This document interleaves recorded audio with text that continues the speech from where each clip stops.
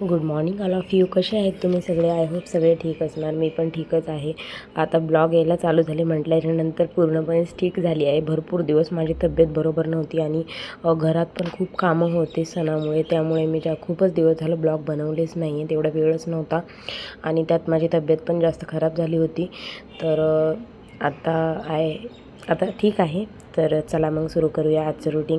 तर आत्ता मी उठले, इकडे तयारी वगैरे केली मस्त. आज सूर्यनारायणाचा उपवास होता, शेवटचा रविवार होता. तर घरामध्ये जेवढे काही कपडे होते ते सगळे मला जाम फिट होत होते. ते तब्येत वाढली म्हणून. आता जरा तब्येत कमी झाली तर पूर्णपणे फिट आणि पूर्णपणे एकदम प्रॉपर पद्धतीने आता हे कपडे मला बसायला लागलेत. तर म्हटलं चला आज काहीतरी नवीन घालूया. कसा वाटते लुक मला नक्की सांगा. इकडे मी सकाळी मग उठल्याच्यानंतर माझं जे रोजचं रुटीन असतं, घर वगैरे साफ केलं, दारामध्ये स्वच्छ पुसून वगैरे घेतलं, नंतर रांगोळी काढली, दिवा वगैरे लावला.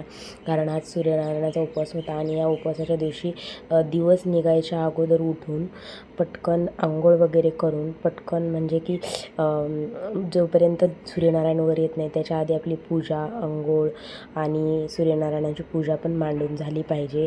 सूर्यनारायणाच्या स्वागतासाठी रांगोळी वगैरे पण काढून घेतली मस्त पद्धतीने. एकदम छान असं पॉझिटिव्ह वाटत होतं घरामध्ये.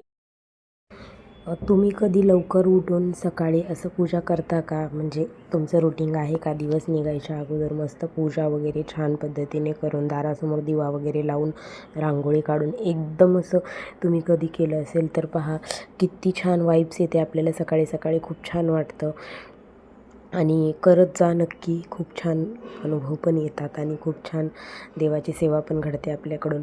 मग इकडे आम्ही केंद्रामध्ये निघालो होतो. केंद्रात जाण्यासाठी मुलं हट्ट करत होते.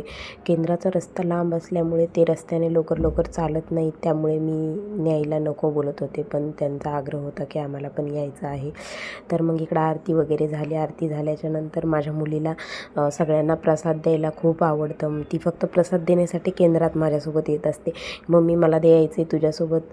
तर म्हटलं ठीक आहे चला. मग इकडे प्रसाद वगैरे देत होते तोपर्यंत मी औदुंबराला प्रदक्षिणा वगैरे घालून घेतल्या.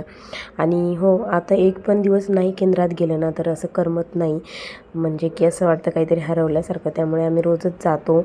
खूप लोक येतात, खूप जास्त प्रमाणामध्ये गर्दी असते आरतीच्या वेळेला. सगळ्यांचं म्हणजे एकदम जे काही आपले मनामध्ये विषय चालू असतात किंवा जे निगेटिव्ह थॉट असतात ते सगळे नाहीसे होतात आणि खूप छान वाटतं केंद्रामध्ये जाऊन.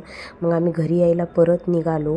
ही काही येतच नव्हती, हट्ट करत होती की एवढा प्रसाद संपल्याशिवाय मला घरी यायचं नाही आहे. मला काकांनी सांगितले की पूर्ण प्रसाद संपवायचा.